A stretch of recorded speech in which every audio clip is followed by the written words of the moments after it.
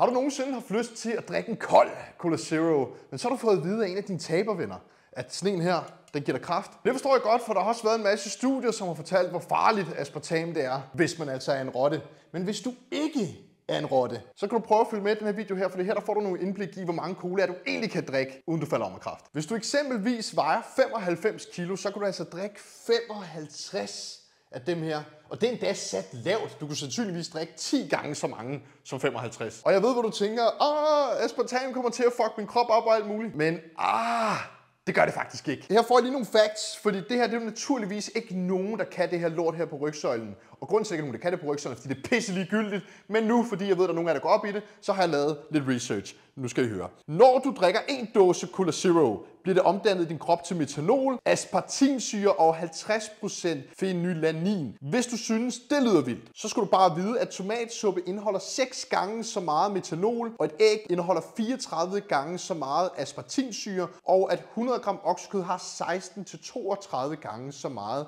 phenylanin. Og ja, de satte aspartam på en liste over muligt kræftfremkaldende stoffer, lige så vel som den, du ser den her video på din fucking mobiltelefon. Helt seriøst, hvis vi skal være bekymrede for noget, så skal du nok være mere bekymret over rygning, overvægt eksempelvis.